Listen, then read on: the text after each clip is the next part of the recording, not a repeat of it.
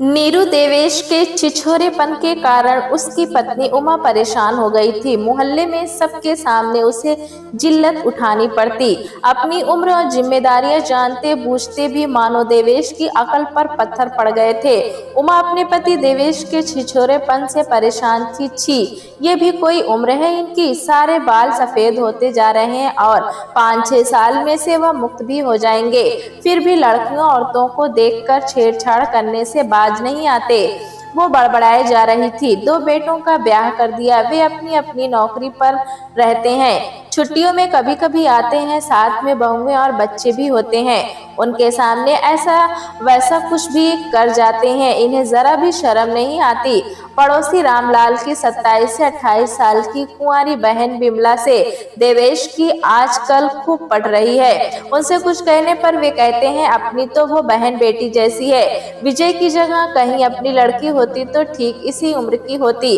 अच्छी भली है, पर रामलाल जाने क्यों अभी तक उसकी शादी नहीं कर पाया। जब देखो तब मनहूस कहकर कोसता ही रहता है। भला उसका क्या कसूर? बेचारी बिन माँ बाप की लड़की आंसू ही बहाती रहती है। मुझे अच्छा नहीं लगता, बेहद तरस आता है। अक्सर ऐसी ही दलीलें उनसे सुनने को मिलती। देवेश जब तब उसकी सेवा में लगे रहते। घर में खाने की कोई भी चीज आती, उसमें से जरूर कुछ दौड़कर बिमला को दे आते और नहीं तो अलग से ही खरीद कर दे आते।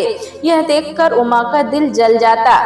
छुट्टियों में चुन्नू, मोना और बंटी के साथ देवेश का ज्यादा समय बीत जाता तो विमला शिकायत करती, रूठ जाती। अब अंकल हमें पहले जैसा प्यार नहीं करते।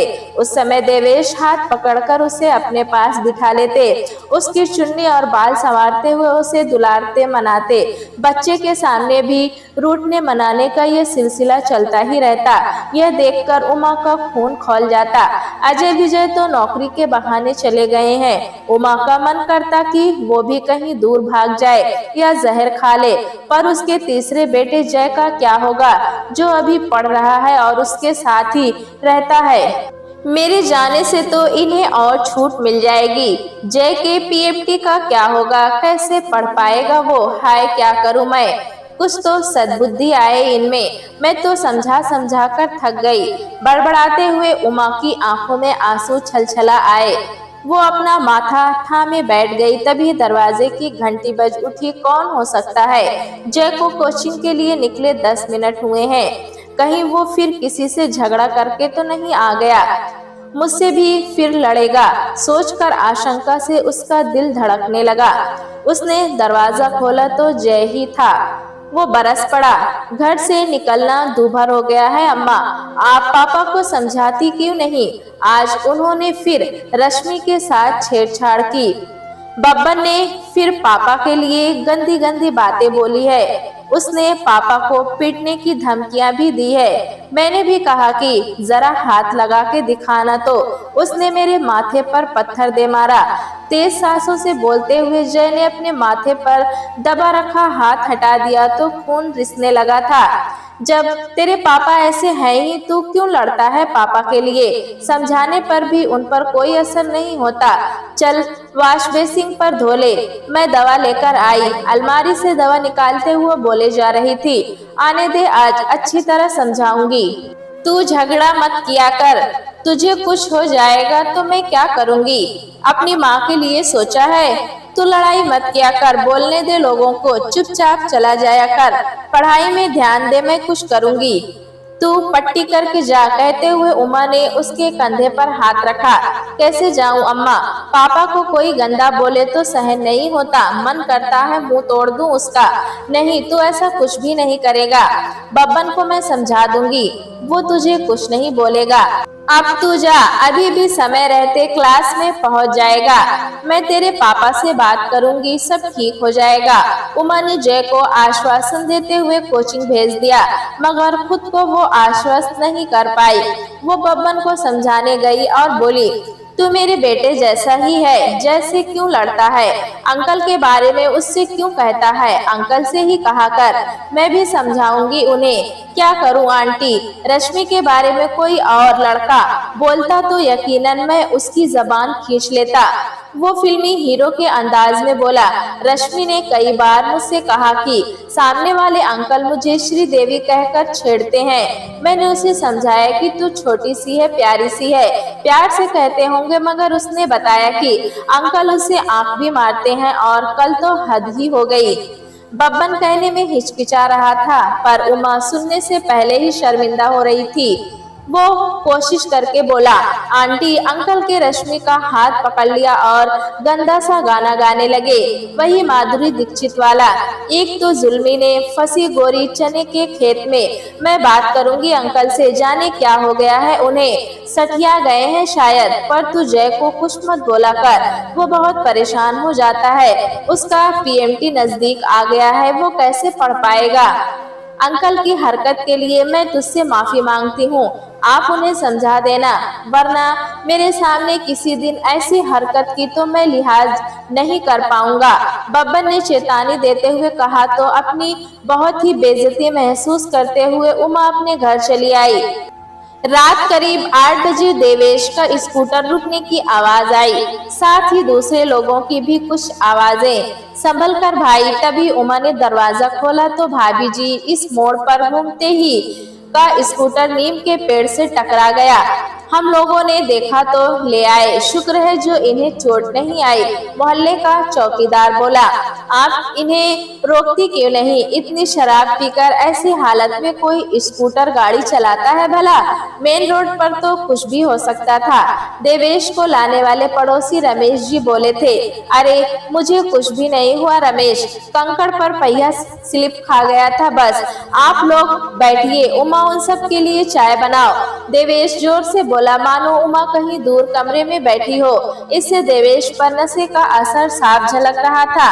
नहीं नहीं, हम चलते हैं, आप आराम कीजिए और अपनी उम्र और बीवी बच्चों का ख्याल कीजिए।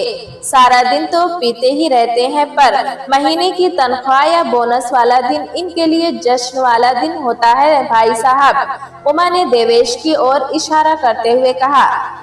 सुबह ही मैंने इनसे मना किया था कि आज तनख्वाह मिलेगी, स्कूटर से मत जाइए, क्योंकि पीने से तो बाज नहीं आएंगे।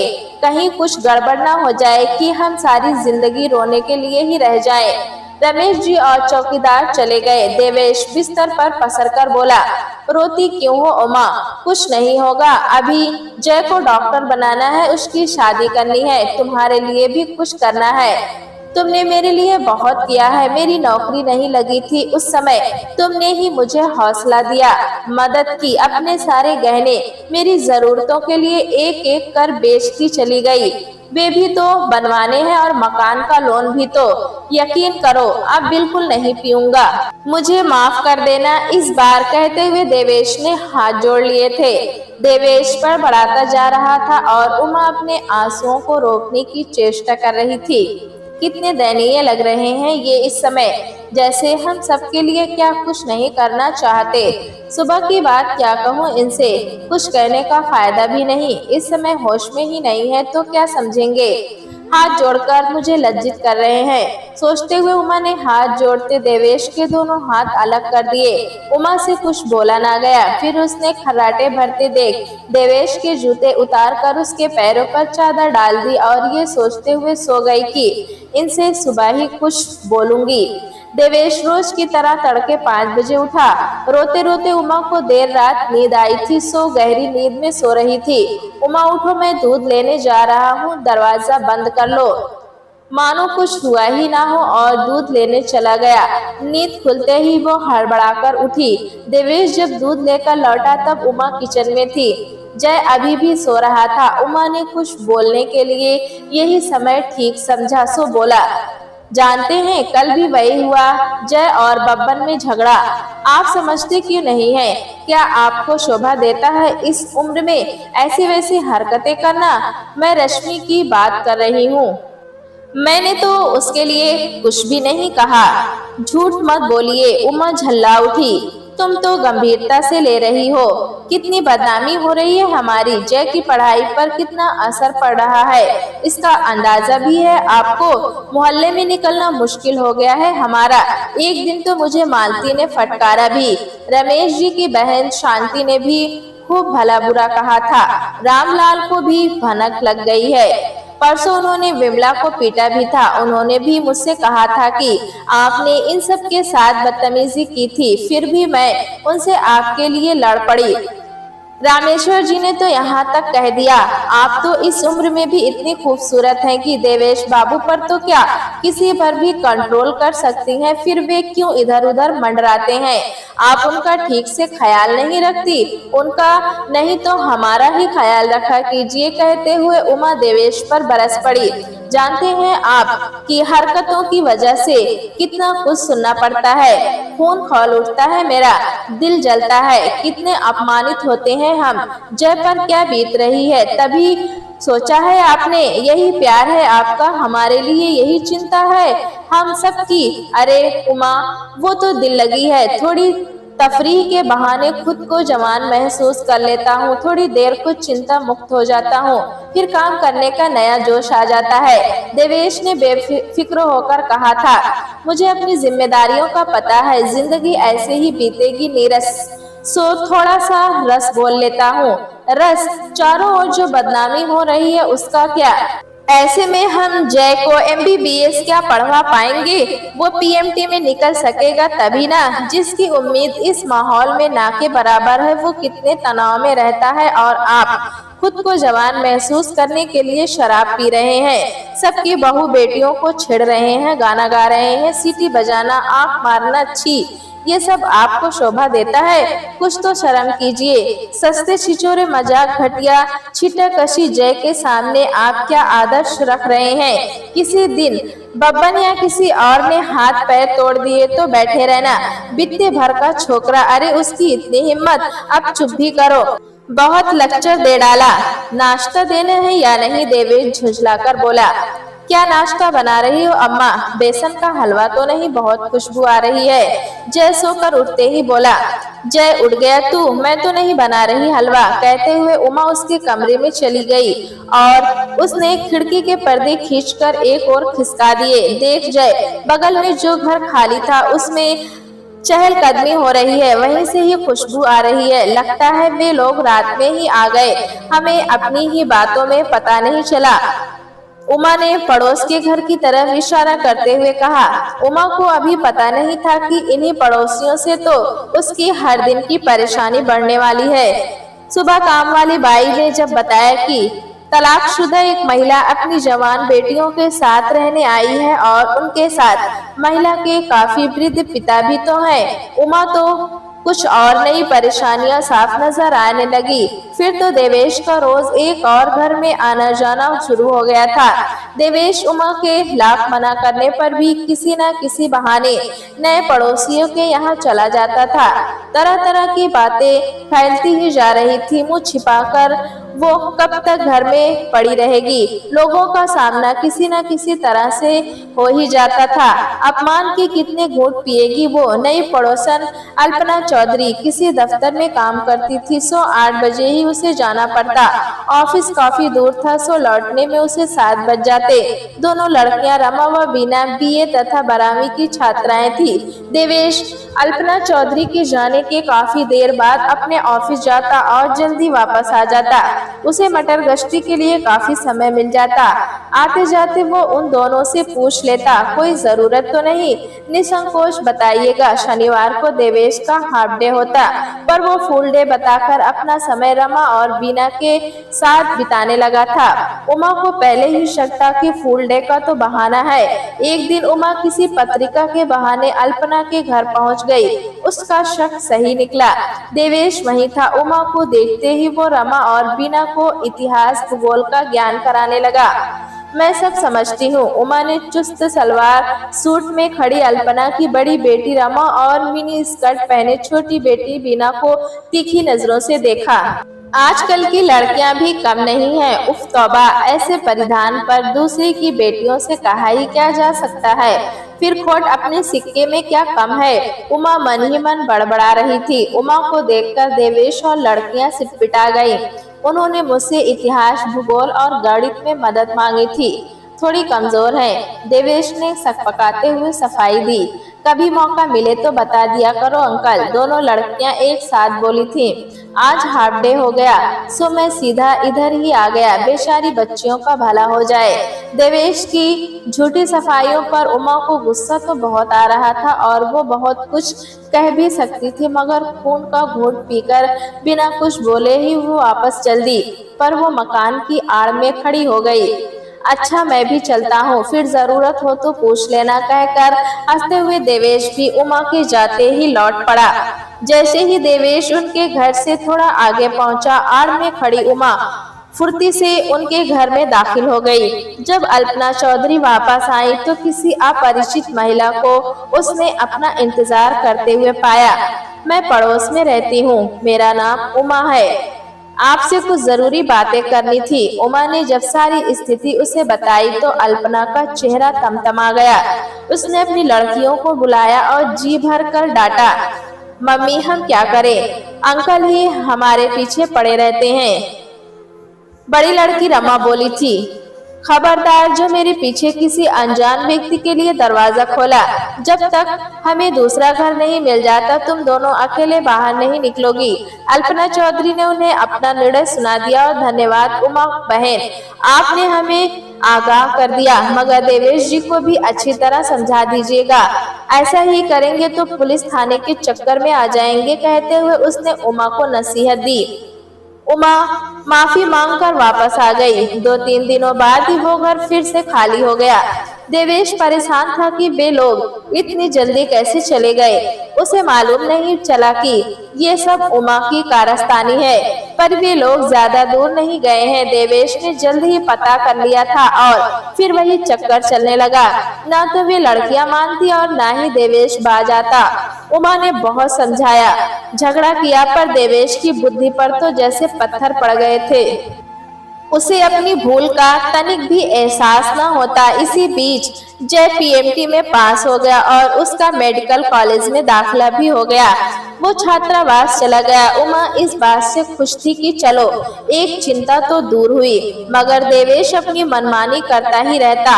अब तो उन्हें जय की मौजूदगी का भी डर नहीं था, सो दोनों में खूब झगड़ा होता। उमा तंग होकर कहती कि ऐसा ही चलता रहा तो वो घर छोड़कर विजय के पास मुंबई या जय के पास कश्मीर चली जाएगी, फिर रहें अकेले, खूब पिएं और मस्ती करें। यही सोचकर उमा ने पहले अपने बड़े बेटे विजय को चिट्ठी लिखी।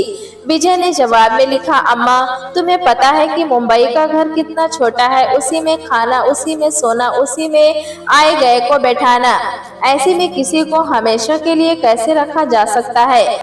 पत्र में लिखा किसी शब्द पढ़कर उमा की आंखों में आंसू आ गए। विजय ने आगे लिखा था, पापा को समझाओ, झगड़ा मत करो और वहीं रहो, हम छुट्टियों में आ रहे हैं, तब हम भी पापा को समझाएंगे। मुझे मालूम है तू बहू का गुलाम है, उसकी मर्जी नहीं होगी तो कैसे रखेगा। कोई बात नहीं, अजय तो मुझे बड़े प्यार से ले जाएगा, बहुत प्यार करता है मुझे। उमा बड़बड़ाती जा रही थी। दूसरे दिन अजय का भी जवाब आ गया। उसने तो साफ ही मना कर दिया, अम्मा यहाँ मिलिट्री एरिया में भी तो हम लोग डरे डरे से रहते हैं, तो तुम्हें कहाँ रखूंगा। हाँ, 100 से 50 साल जिंदगी रहूंगी। बिना पढ़ी लिखी माँ का बोझ जाने कब तक उठाना पड़ेगा, बैठाकर कब तक खिलाएगा। मैं ही मूर्ख थी जो तुम सबको बैठाकर खिलाया और बाद में नौकरानी की तरह बचा हुआ खाया। क्या मैं तेरे पास आकर तेरा हाथ ना बटाती। कभी देखा है अम्मा को खाली पड़े पड़े सोते। उमा मन ही मन बड़ा बढ़ाते हुए रोए जा रही थी। देवेश ने उमा को रोता देख उसके हाथ से खत लिया और पढ़कर बोला, जा रही हो ना अपने लाडलों के पास। उमा कुछ न बोली। उसने मन ही मन तय किया कि वो अपने छोटे भाई रवि के पास चली जाएगी। वहाँ बाबूजी का घर भी है और खेती बाड़ी भी, वहीं वकालत भी उसकी अच्छी चल रही है, उसे वहाँ कोई परेशानी ना होगी। यही सोचकर उमा एक दिन देवेश को बिना बताए सूटकेस लेकर रवि के घर पहुँच गई। अरे दीदी, तुम अचानक और अकेली, जीजा जी कहाँ है। कहते हुए रवि ने नौकर रामू को आवाज दी। रवि उमा को गेट पर ही मिल गया था। वो पैसे वाली किसी पार्टी को छोड़ने बाहर तक आया था। उनकी गाड़ी उमा के रुकते रिक्शे की बगल से गुजरी थी। अंदर पहुंचकर रवि ने धीरे से कमरे का दरवाजा बंद कर लिया था, जिससे कोई बाहर का ना सुने। उसका रवैया देख उमा कुछ समझ न पाई थी, पर उस तरह उमा को अचानक अकेला आए देख रवि सब समझ गया था। इसलिए वो बोला, दीदी ध्यान तो रखना ही पड़ता है। छाया के माता पिता भी कुछ दिनों के लिए यहाँ आए हुए हैं। बोलो दीदी क्या हुआ? उमा ने रोते रोते सारी बात बताई। दीदी अब बहुत हो गया, इस उम्र में ये सब अच्छा नहीं लगता। जीजा जी को समझाओ ना, कलह मत किया करो। अलग होने कि ये कोई उम्र है भला? मैं यहाँ लोगों से क्या कहूँगा? यहाँ मेरा नाम है, इज्जत है। लोग पूछेंगे कि क्यों चली आई, तो मैं क्या जवाब दूंगा? अब जो भी है अपनी जिंदगी समझ, ठीक है। यहाँ अपना बड़ा घर है, पैसे की कोई कमी नहीं, और तुम भी रह लोगी, पर सोचो क्या तुम खुश रह पाओगी? जय का भी तो सोचो, 2 बच्चे तुम्हारे सेटल हो गए, जय को भी सेटल कर दो। क्या उसके प्रति तुम्हारा दायित्व खत्म हो गया? जिंदगी तो समझौते का नाम है, कुछ न कुछ अच्छा बुरा तो सबके साथ लगा ही रहता है। उधर देवेश के रंगीन मिजाज का भूत उतर चुका था। बब्बन ने मोहल्ले के 8-10 लड़कों के साथ मिलकर उसको अच्छी तरह पीट दिया था। उसके बाएं हाथ की हड्डी उतर गई थी, पैर टूट गया था, चेहरा भी सूज गया था, जगह जगह नीले निशान पड़ गए थे। उन सब ने देवेश को हॉकी डंडों से खूब मारा था, जिससे उसे अंदरूनी चोट भी आई थी। दर्द इतना था कि वो बिलबिला उठता, पर उसकी मदद को आता कौन? उसकी बदनामी जो चारों ओर फैली हुई थी। नेक बीवी और होशियार बच्चों से ही तो उसकी थोड़ी बहुत इज्जत थी। काम वाली बाई ने भी उस रंगीन को अकेला देख आना छोड़ दिया था। घर की उसकी हालत देखने लायक थी। ऐसे में उमा उसे बहुत याद आई। क्यों मैंने झगड़ा किया? क्यों उसे जाने को ताना दिया? आज ऐसी हालत में मैं एक गिलास पानी को तरस रहा हूँ, जबकि उमा ने मुझे सही हालत में भी कभी खुद पानी लेने नहीं दिया। एक पैर पर खड़ी वही तो सेवा करती थी, मैंने उसकी कदर नहीं की, उसी का ये फल है। सोचकर वो रो दिया। मुझे मन से उमा अपने भाई रवि के साथ वापस लौट आई। रवि ने सूटकेस नीचे रखा तो उमा घर की दूसरी चाबियां टटोल रही थी, लेकिन दरवाजा खुला देखकर वो बुरी तरह चौंक गई। दरवाजा तो खुला हुआ है, आज तो छुट्टी भी नहीं, दफ्तर नहीं गए शायद, स्कूटर भी खड़ा है, लगता है वो सब घर पर ही शुरू हो गया। कितना मजाक बनाएगा देवेश? बड़ा गई थी भाई के यहाँ, मुझे मालूम था और कहाँ जाएगी, तभी मैंने कोई खबर नहीं ली। सोचती हुई उमा रवि के साथ अंदर होली। कमरे के अंदर से कराहने और पानी पानी कहने की आवाजें आ रही थी। अंदर पहुंची तो देवेश की हालत देखकर वो कांप गई। कब हुआ ये सब सोचती हुई वो दौड़कर किचन में गई। फ्रिज खोला तो उसमें एक भी बोतल नहीं मिली, घड़ा भी खाली था। उसने नल खोला कि शायद पानी आ रहा हो, शुक्र है नल में पानी है, कहते हुए वो दौड़कर पानी ले आई। रवि की मदद से उसने देवेश को उठाकर पानी पिलाया। ये सब क्या हुआ जीजा जी? रवि ने आश्चर्य से पूछा था। स्कूटर फिसल गया था, देवेश ने एक एक शब्द रुक रुक कर बड़ी मुश्किल से कहा। उमा जानती थी फिसला कौन था, पर भाई के सामने वो कुछ न बोली। मुझे माफ कर दो उमा, मैंने तुम्हें। देवेश अपनी बात पूरी करता तभी उमा बोल पड़ी। कुछ बोलने की जरूरत नहीं, मानो बोलने का दर्द उमा खुद महसूस कर रही थी। रवि चला गया। उसके जाते ही उमा ने पूछा, वही बब्बन ने? देवेश ने हाँ में सिर हिलाया। मैंने तुम्हें नाहक जाने दिया, तुम्हारा मजाक बनाया, मुझे कितनी तकलीफ हुई ये मैं ही जानता हूँ। देवेश ने इशारे से ही सारी बातें समझाने की कोशिश की थी। मैंने भी महसूस किया, मुझे भी यूं छोड़कर नहीं जाना चाहिए था। असली हक तो तुम पर ही है। तुम्हारे घर पर संघर्ष से मैं ही घबरा गई थी। संघर्ष ही तो जीवन है, कभी तो सफलता मिलेगी ही। सब कुछ कहना चाहते हुए भी उमा कुछ ना बोल सकी। केवल देवेश के बहते आंसुओं को उसने अपने हाथों से पोंछ दिया था। प्यारे दोस्तों, कहानी कैसी लगी हमें कमेंट में जरूर बताएं। चैनल पे नए हैं तो एक लाइक और सब्सक्राइब करना ना भूलें।